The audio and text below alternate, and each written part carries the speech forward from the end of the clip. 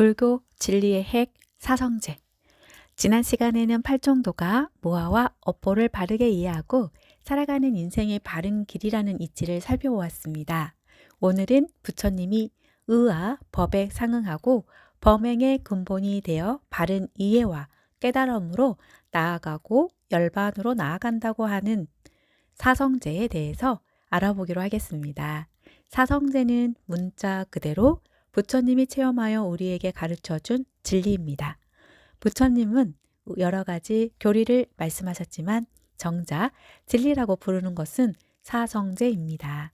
이미 살펴본 바와 같이 부처님은 사성제를 3전 12행으로 수행한 결과 무상의 정각을 얻었다고 수레하고 있습니다. 물론 12연기가 부처님이 깨달은 진리입니다. 그러니까 12연기는 깨달은 진리의 내용이고 사성제는 깨달은 진리의 구조입니다. 우리는 이미 12연기가 유전문과 합멸문, 역관과 순간의 구조를 갖는다는 것을 살펴본 바 있습니다. 그리고 이와 같은 12연기의 유전문과 합멸문, 역관과 순간이 사성제라는 것을 살펴본 바 있습니다. 다시 말해 12연기라는 진리의 내용은 사성제라는 구조 속에서 의미를 갖는 것입니다. 우리는 전에 12이처에서 18개를 거쳐 오온이 형성되며 오온이 식의 증장을 통해 끊임없이 새롭게 구성되는 것이 12연기라는 것을 살펴본 바 있습니다. 그러니까 12연기의 유전문은 오온의 집을 의미하고 이것이 사성제의 집성제이며 12연기의 합멸문은 오온의 멸을 의미하고 이것이 사성제의 멸성제입니다. 그리고 오온이 사성제의 고성제이고 오온을 멸하는 방법인 팔정도가 사성제의 도성제입니다. 이렇게 오온이 사성제의 구조를 갖는다는 것은 오온의 인식의 대상이 아니라 체험의 대상이라는 것을 의미합니다. 오온은 존재가 아니라 실천을 통한 체험하는 의식 내용인 것이며 오온의 집과 멸은 수행을 통해 체험되는 것입니다. 사성제는 바로 수행을 통해 체험한 오온과 오온의 집과 오온의 멸과 오온의 멸에 이르는 길을 의미하는 것입니다. 사성제는 이와 같이 지각이나 사유를 통해 인식된 것이 아니라 체험을 통해 깨달아진 것이므로 사성제는 인식의 대상이 아니라 실천의 대상이 되는 것입니다. 잡아함 42경에서는 사성제를 어떻게 실천하여 체험하게 되는가에 대해서 다음과 같이 이야기하고 있습니다. 그때 세존께서 비구들에게 이르셨다. 7가지 상태를 잘 아는 것과 3종류의 관찰이 있다. 이들 3종류의 법을 모두 없애면 번뇌가 다하여 번뇌가 없는 심해탈과 해해탈을 얻는다. 어떤 것이 7가지 도리를 잘 아는 것인가? 색을 여실하게 알고 색의 집과 색의 멸과 색이 멸하는 길, 자취와 색의 맛과 색에 대한 근심과 색에서 떠남을 여실하게 아는 것이다. 어떻게 색을 여실하게 아는가?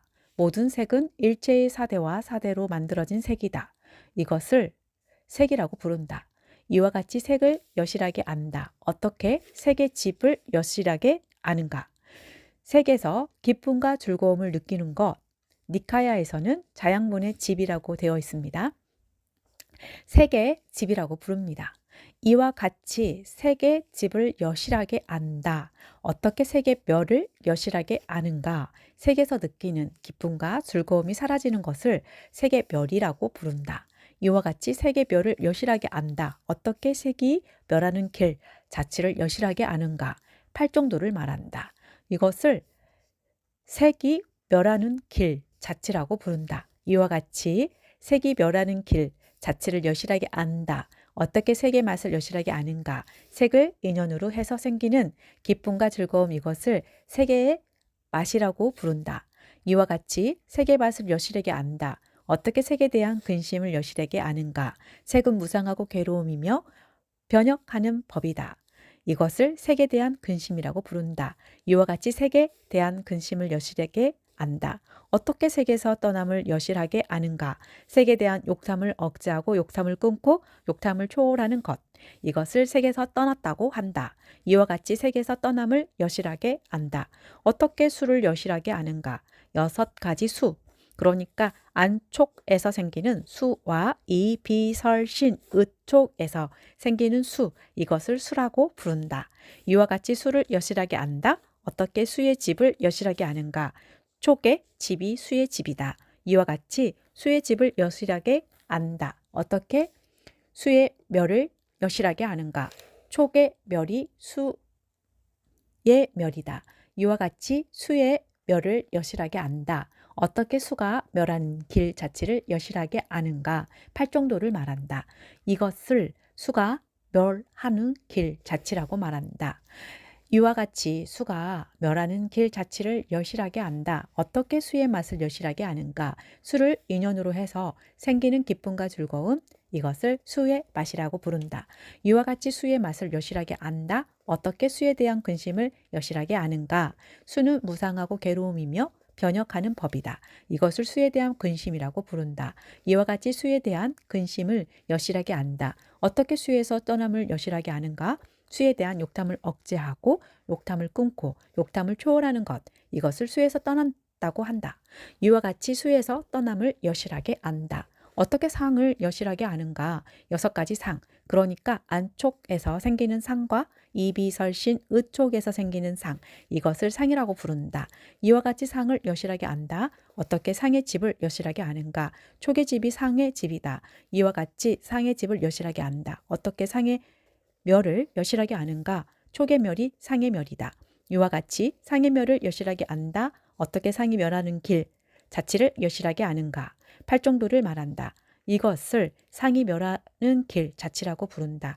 이와 같이 상이 멸하는 길 자체를 여실하게 안다. 어떻게 상의 맛을 여실하게 아는가? 상을 인연으로 해서 생기는 기쁨과 즐거움, 이것을 상의 맛이라고 부른다. 이와 같이 상의 맛을 여실하게 안다. 어떻게 상에 대한 근심을 여실하게 아는가? 상은 무상하고 괴로움이며 변혁하는 법이다. 이것을 상에 대한 근심이라고 부른다. 이와 같이 상에 대한 근심을 여실하게 안다. 어떻게 상에서 떠남을 여실하게 아는가? 상에 대한 욕탐을 억제하고 욕탐을 끊고 욕탐을 초월하는 것. 이것을 상에서 떠났다고 한다. 이와 같이 상에서 떠남을 여실하게 안다. 어떻게 행을 여실하게 아는가? 6가지 사. 그러니까 안촉에서 생기는 사와 이비설신 의촉에서 생기는 사. 이것을 행이라고 부른다. 이와 같이 행을 여실하게 안다. 어떻게 행의 집을 여실하게 아는가? 촉의 집이 행의 집이다. 이와 같이 행의 집을 여실하게 안다. 어떻게 행의 멸을 여실하게 아는가? 촉의 멸이 행의 멸이다. 이와 같이 행의 멸을 여실하게 안다. 어떻게 행이 멸하는 길 자체를 여실하게 아는가? 팔정도를 말한다. 이것을 행이 멸하는 길 자체라고 부른다. 이와 같이 행이 멸하는 길 자체를 여실하게 안다. 어떻게 행의 맛을 여실하게 아는가? 행을 인연으로 해서 생기는 기쁨과 즐거움, 이것을 행의 맛이라고 부른다. 이와 같이 행의 맛을 여실하게 안다. 어떻게 행에 대한 근심을 여실하게 아는가? 행은 무상하고 괴로움이며 변혁하는 법이다. 이것을 행에 대한 근심이라고 부른다. 이와 같이 행에 대한 근심을 여실하게 안다. 어떻게 행에서 떠남을 여실하게 아는가? 행에 대한 욕탐을 억제하고 욕탐을 끊고 욕탐을 초월하는 것, 이것을 행에서 떠났다라고 한다. 이와 같이 행에서 떠남을 여실하게 안다. 어떻게 식을 여실하게 아는가? 6가지 식, 그러니까 안식과 이비설신, 의식, 이것을 식이라고 부른다. 이와 같이 식을 여실하게 안다. 어떻게 식의 집을 여실하게 아는가? 명색의 집이 식의 집이다. 이와 같이 식의 집을 여실하게 안다. 어떻게 식의 멸을 여실하게 아는가? 명색의 멸이 식의 멸이다. 이와 같이 식의 멸을 여실하게 안다. 어떻게 식이 멸하는 길 자체를 여실하게 아는가? 팔정도를 말한다. 이것을 식이 멸하는 길 자체라고 부른다. 이와 같이 식이 멸하는 길 자체를 여실하게 안다. 어떻게 식의 맛을 여실하게 아는가? 식을 인연으로 해서 생기는 기쁨과 즐거움, 이것을 식의 맛이라고 부른다. 이와 같이 식의 맛을 여실하게 안다. 어떻게 식에 대한 근심을 여실하게 아는가? 식은 무상하고 괴로움이며 변혁하는 법이다. 이것을 식에 대한 근심이라고 부른다. 이와 같이 식에 대한 근심을 여실하게 한다. 어떻게 식에서 떠남을 여실하게 아는가? 식에 대한 욕탐을 억제하고 욕탐을 끊고 욕탐을 초월하는 것. 이것을 식에서 떠났다고 한다. 이와 같이 식에서 떠남을 여실하게 안다. 비구여. 이것을 7가지 상태를 잘 안다라고 한다.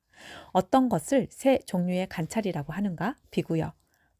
한가한 빈터나 나무 아래서 온 가, 개와 입처를 관찰하고 사유하는 것. 이것을 비구가 세 종류를 관찰한다고 말한다. 니카야에는 개와 입처와 연기를 관찰한다고 되어 있음.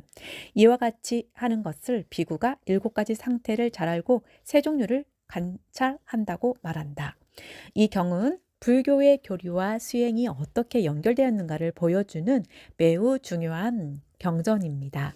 저는 우리가 존재라고 생각하고 있는 오온이 구성되는 가정을 12이처 18개, 6초 입처 6개, 오온의 순서로 설명한 바 있습니다. 그런데 이 경에는 오온 6개, 6촉의 순서로 사유한다고 이야기하고 있습니다.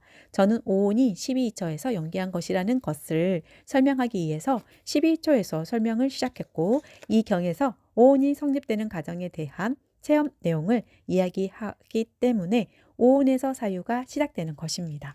그러니까 저는 오온의 성립을 순간으로 설명했고 이 경에서는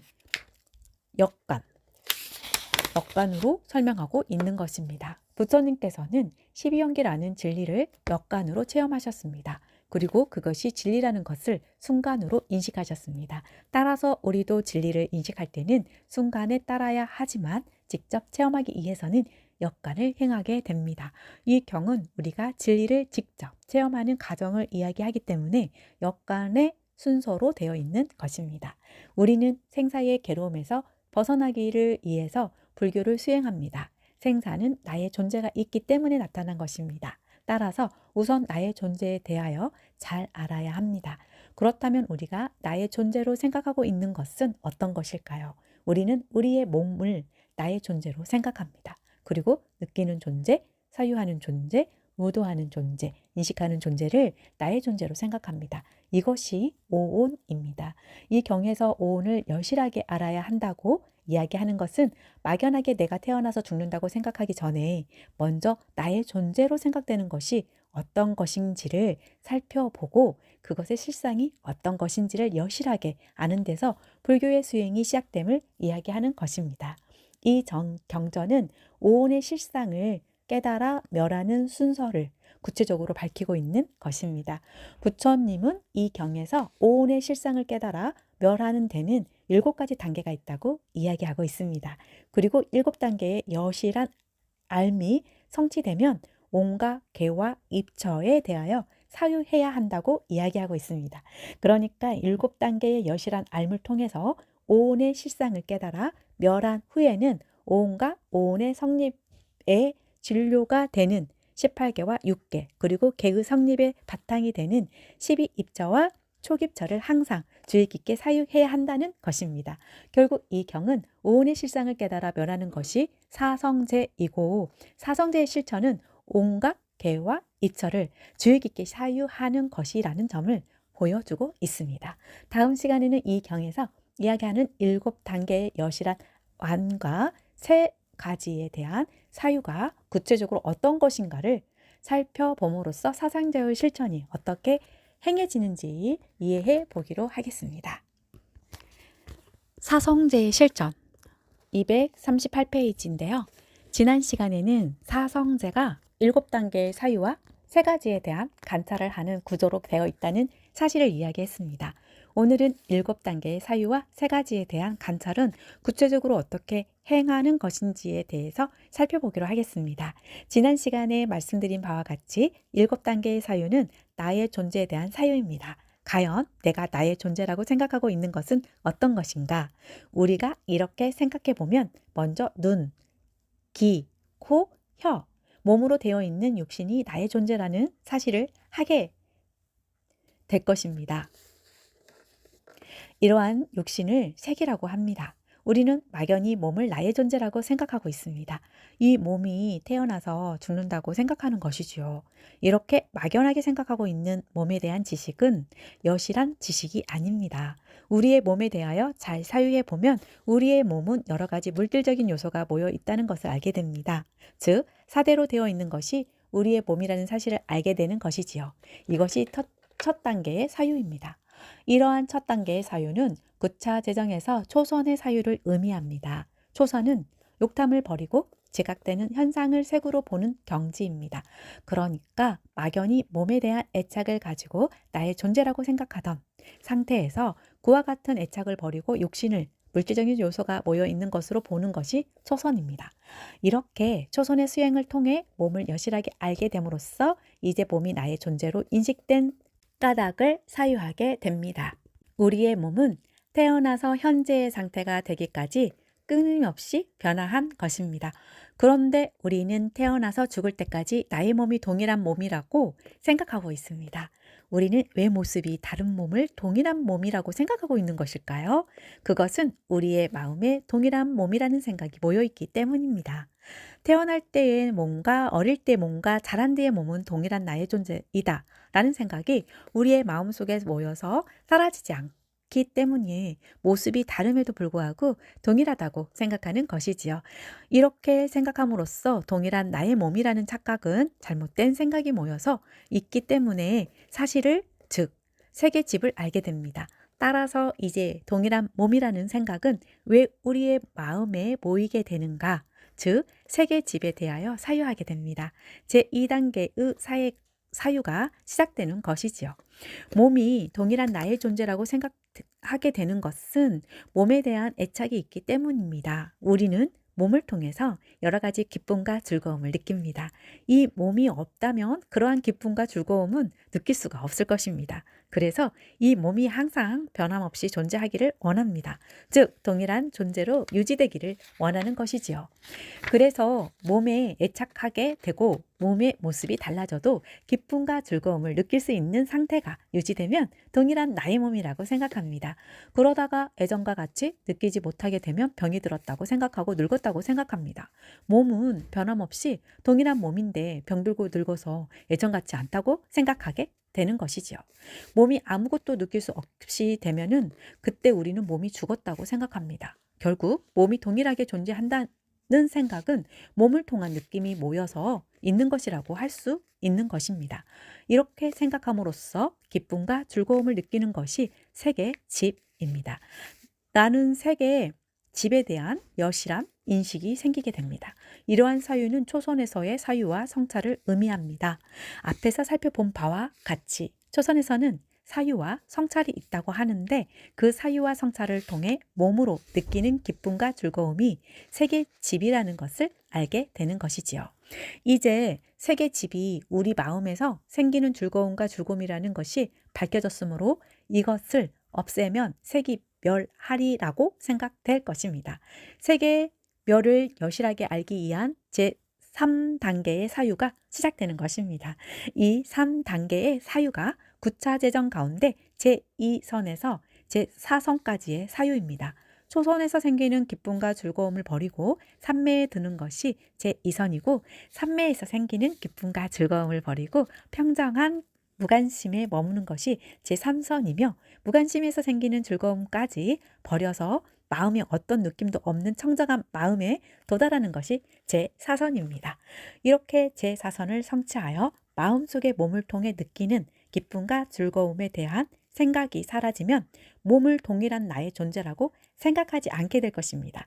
이렇게 해서 색의 멸을 여실하게 알게 됩니다.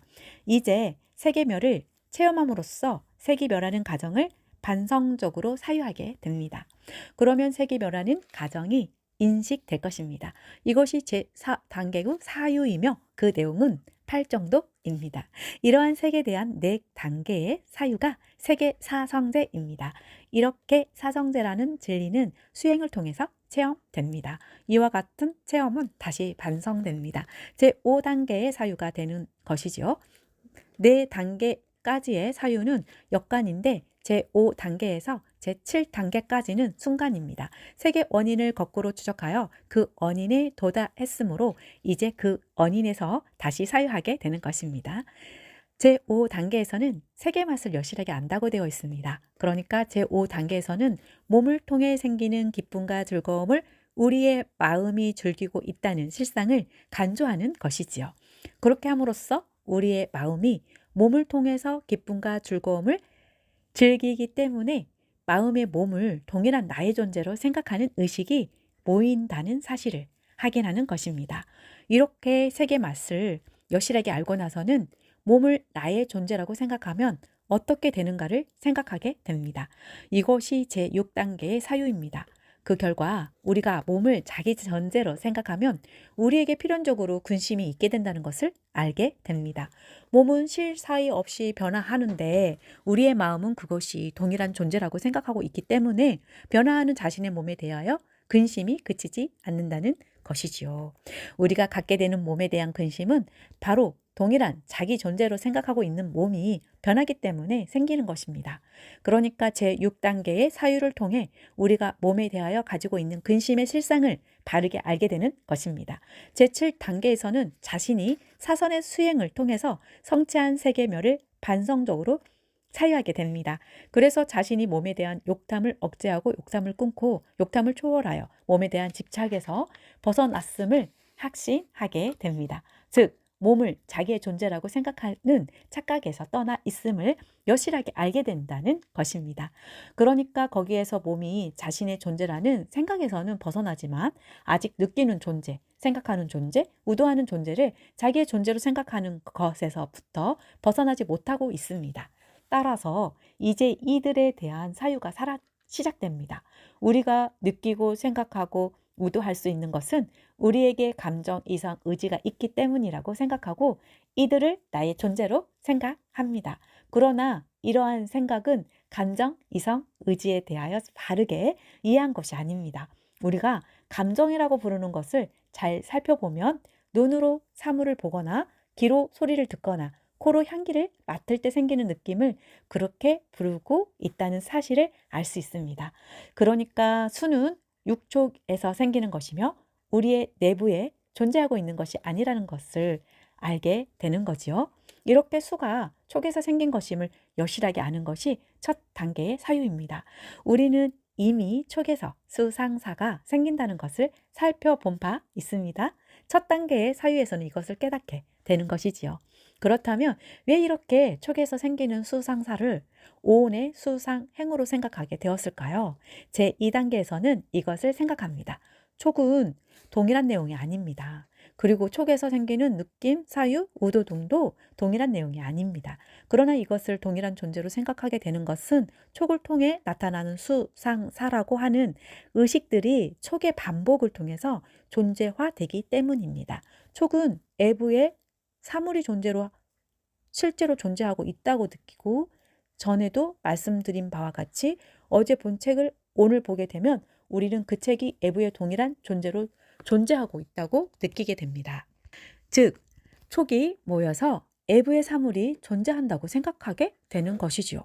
이와 같이 촉을 통해 외부의 사물이 존재한다고 느끼는 상태에서는 촉에서 생기는 수상사를 외부의 존재가 지닌 성질을 대상으로 삼아 활동하는 우리의 내부의 존재라고 생각하게 됩니다.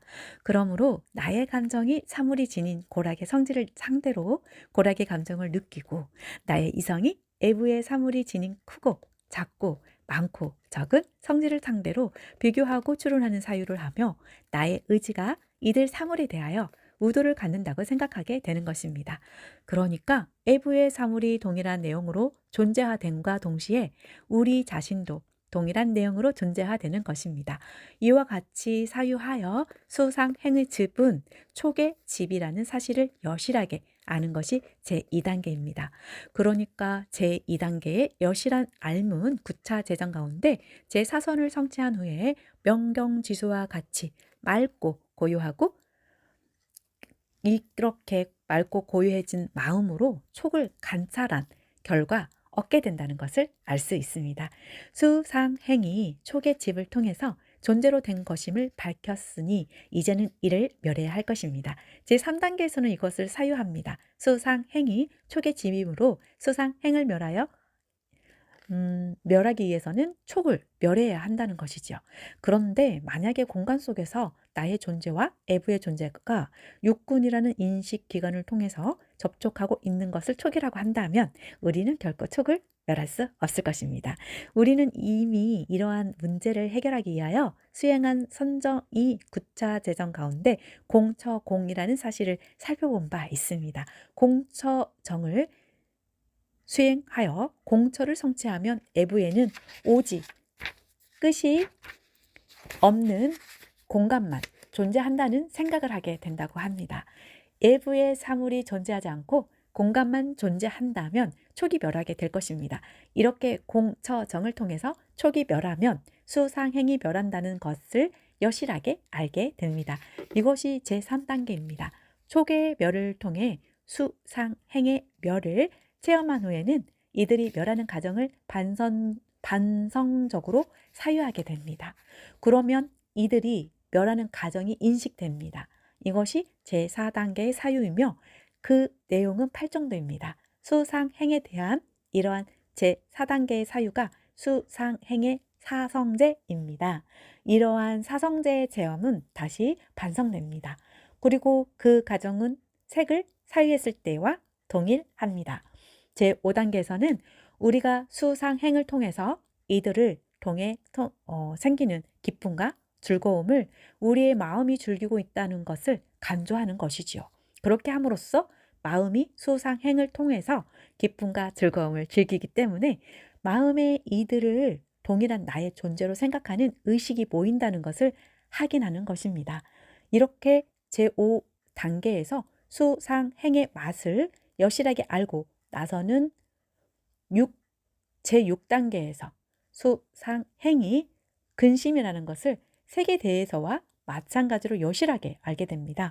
그리고 제7단계에서 자신이 수상행에 대한 목탐을 억제하고 목탐을 끊고 목탐을 초월하여 수상행에 대한 집착에서 벗어났음을 확신하게 됩니다.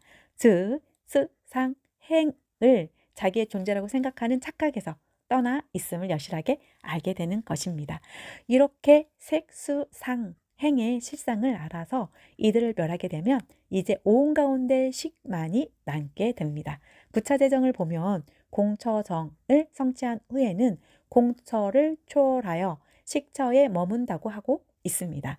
공처의 성취를 통해 애부에는 아무것도 존재하지 않는다는 사실을 알므로써 촉이 멸하여 수상행에서 벗어날 수 있었지만 여전히 우리는 의식이 우리의 내부에 존재한다는 생각에서 벗어나지 못하고 있는 것이지요.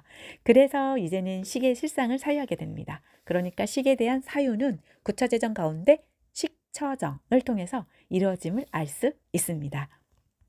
그 결과 식은 존재하고 있는 것이 아니라 12처를 인연으로 연기한 육식, 즉 아니비설식, 의식이라는 것을 알게 됩니다. 그리고 식은 12입처에서 생긴 의식들이 온으로 구성되어 존재하던 것, 즉 명색이 있기 때문에 그것을 분별하는 식도 있게 되었다는 것을 깨닫게 됩니다. 즉 명색의 집이 식의 집이라는 것을 알게 되는 것이지요. 이와 같이 차례로 7단계의 사유를 통해서 식의 사성대를 여실하게 알게 되고 스스로 식이 멸했음을 확신함으로써의 오온을 모두 멸하게 됩니다. 이와 같은 오온의 7가지 상태에서 여실한 알물 통해 우리가 존재로 생각하는 오온은 18개라고 하는 의식 상태에서 촉이 발생하고 촉에서 생긴 오온의 진료, 즉 육체가 모여서 존재된 것이라는 것을 알게 되고 또 18개와 6개는 12입처와 촉입처를 인연으로 성립한다는 사실을 알게 됩니다.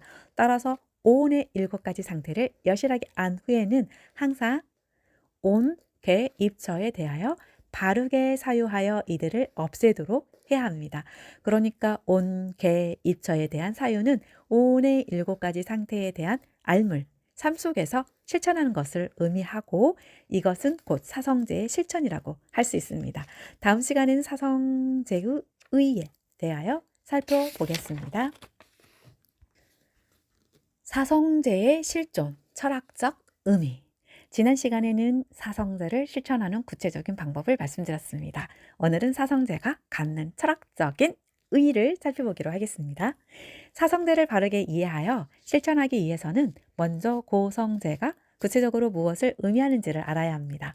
아함경에서 고성제는 생로병사와 원중해고, 별리고, 구부둡고, 오음성고라고 이야기합니다. 이것을 일반적으로 팔고라고 부릅니다. 이 가운데 태어나는 괴로움, 늙는 괴로움, 병드는 괴로움, 죽는 괴로움, 생로병사를 팔고 가운데 네 가지 고통이라고 합니다.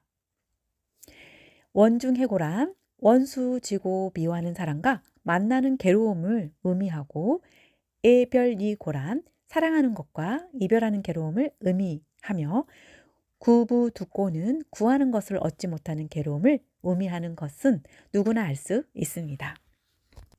그런데 오음성고는 한문의 의미만으로는 그 뜻을 알기 쉽지 않습니다. 그 의미를 알아보기 위하여 팔리어로 된 니카야를 보니까 그곳에서는 생로병사에서 구부두고까지 괴로움의 종류를 열거한 후에 이 모든 것을 요약하면 오치온 자체가 괴로움이다 라고 이야기하고 있습니다.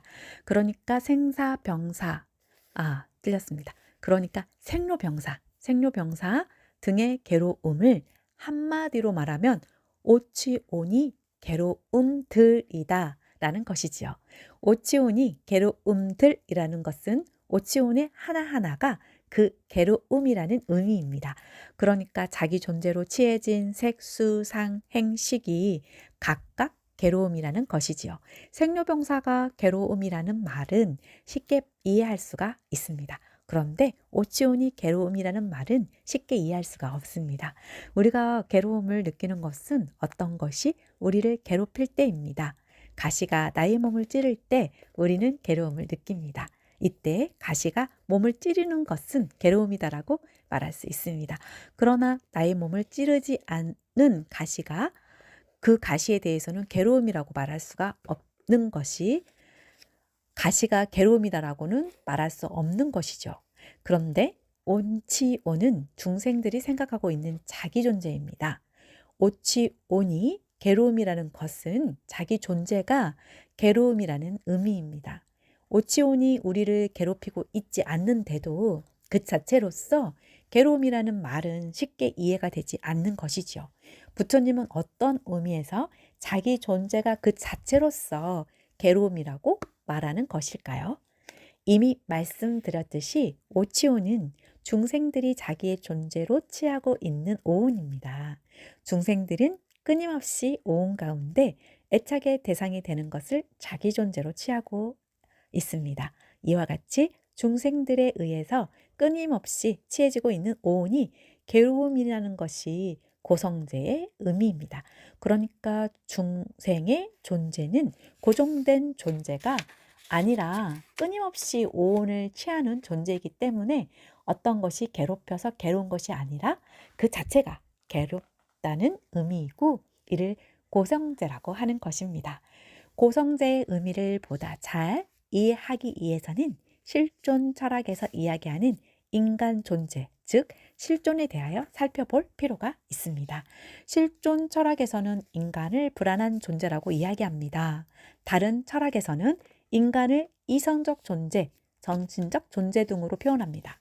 이러한 인간의 이해는 인간이 이성이나 정신과 같은 불변의 본질을 가지고 있다는 생각에서 나온 결과입니다.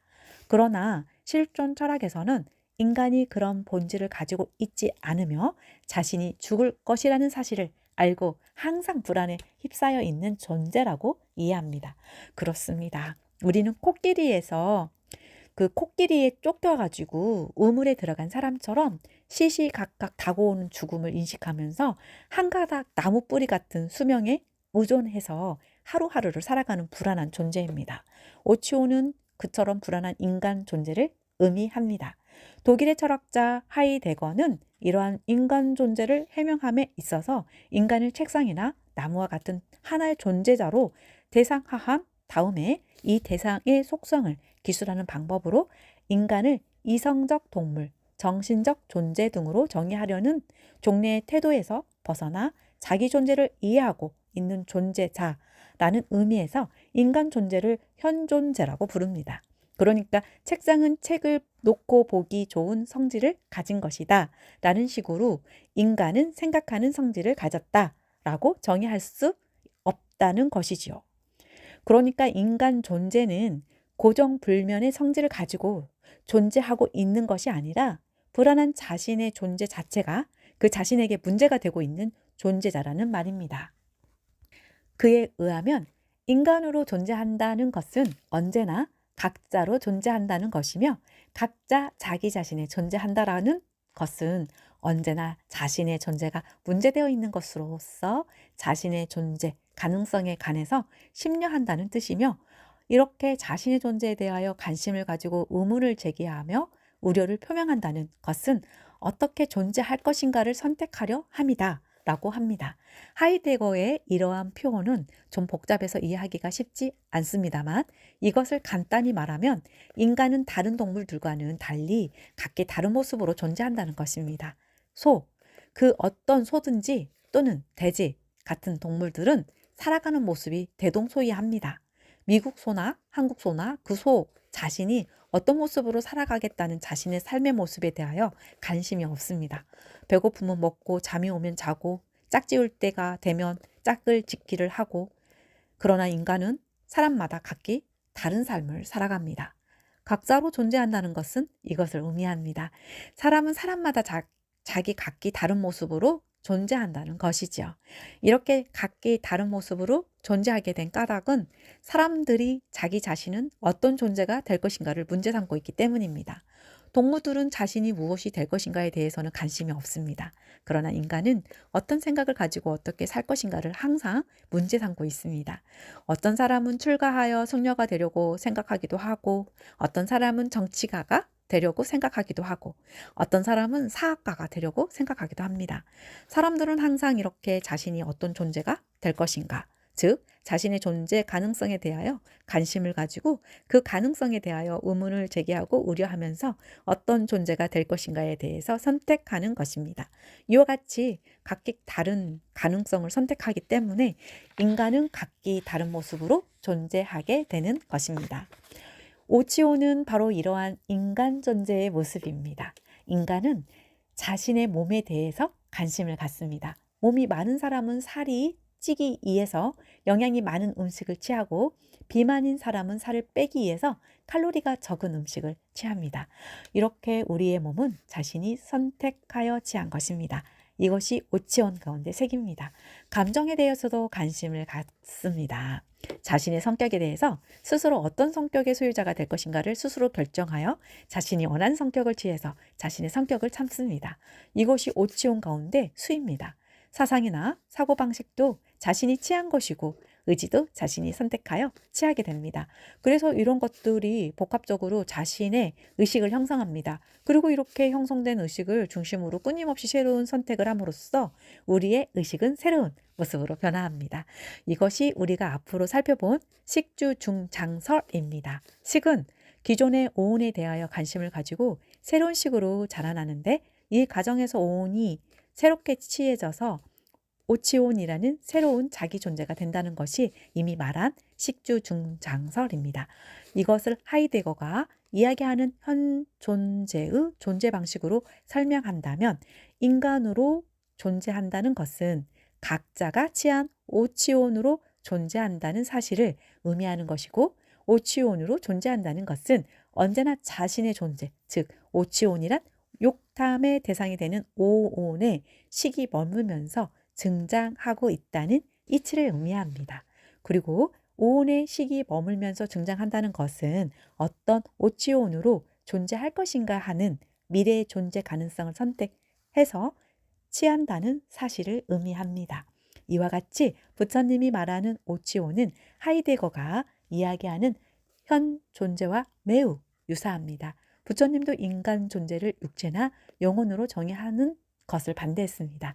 당시에 에도들은 아트만이나 영혼과 같은 정신적 실체로서 인간의 본질을 정의하려 하거나 물질적 요소로서 인간을 설명하라고 했습니다.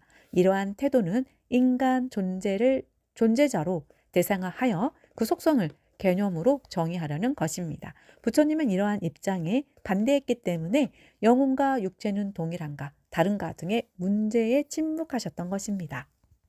부처님은 잡아함 58경에서 자신이 이야기하는 오치온에 대해 인간을 개상화시켜 정의하는 5가지 개념으로 이해하려는 제자에게 그러한 이해가 잘못된 것임을 다음과 같이 깨우쳐 주고 있습니다.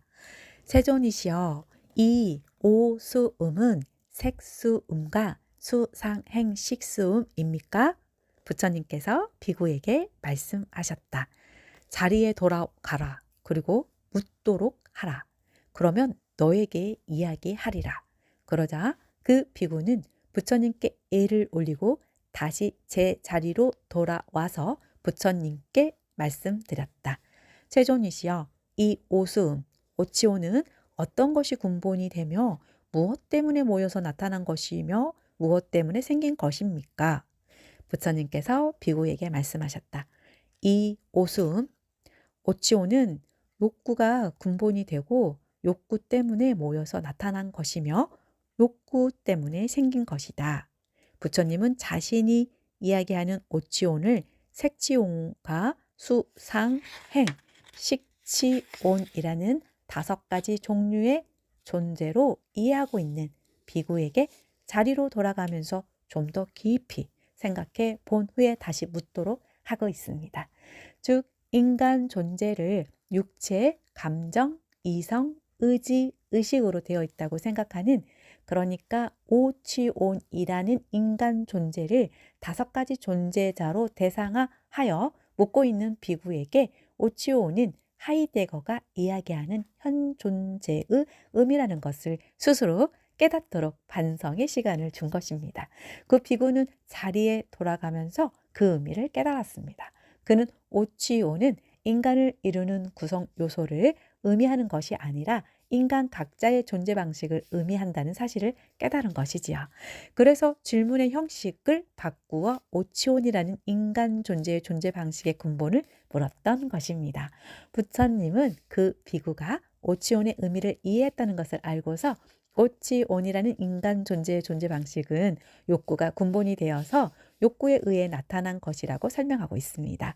그러니까 욕구가 기본축이 되어 욕구를 중심으로 끊임없이 자기 존재를 취하는 인간 존재의 존재 방식이 오치온이라는 것이지요. 이러한 부처님의 인간 존재에 대한 해명은 하이데거와 너무나 유사합니다. 하이데거는 현 존재의 존재 의미, 즉 현 존재의 존재 가능성에 대한 지향, 측을 심려라고 규정했습니다. 그러니까 현 존재는 자신이 미래에 어떤 존재가 될 것인가를 항상 심려하면서 그 심려를 축으로 삼아 끊임없이 미래의 자기 존재 가능성을 지향하고 있는 인간 존재를 의미한다는 것이지요. 하이데거가 이야기하는 심려와 부처님이 말하는 욕구는 본질적으로 차이가 없습니다. 심려가 자신의 존재 가능성에 대한 우려를 의미한다면 그러한 심려가 나타나게 된 바탕에는 자기 자신의 존재 의지에 대한 욕구가 있기 때문일 것입니다. 따라서 존재 가능성에 대한 심려의 보다 근원적인 심리 상태는 욕구라고 할 수 있는 것입니다. 부처님이 사성제, 거성제에 대하여 오치온이 괴로움이라고 말한 것에는 이러한 실존 철학적인 의미가 있습니다. 오치온이라는 인간 존재는 항상 욕구를 가지고 오온을 취하여 미래의 자기 존재 가능성을 추구하기 때문에 그러한 존재 방식 자체가 괴로움이라는 것입니다. 실존 철학에서는 인간이 이렇게 괴롭고 불안한 존재라는 것, 즉 고성제에 대해서는 이야기하고 있습니다. 그러나 괴로운 실존에서 벗어나는 길은 분명하게 밝히지 못하고 있습니다. 실존의 초월을 모색하고는 있지만 실존에서 초월하는 길을 밝히지 못하고 있고 실존의 초월을 체험하지도 못하고 있는 것입니다. 부처님은 실존, 즉 고성제를 자각하고 출가하여 이를 극복하셨습니다. 그 내용이 사성제입니다. 따라서 사성제는 실존과 실존의 원인과 실존의 초월과 실존에서 초월하는 길을 보여준다고 할 수 있습니다. 불교는 이와 같이 현대 철학의 문제를 이미 다루었고 그 문제를 이미 해결했습니다. 따라서 불교는 가장 현대적인 의미의 철학이라고 할 수 있는 것입니다. 다음 시간에는 이러한 관점에서 고성제와 집성제의 의미를 보다 깊게 생각해 보기로 하겠습니다.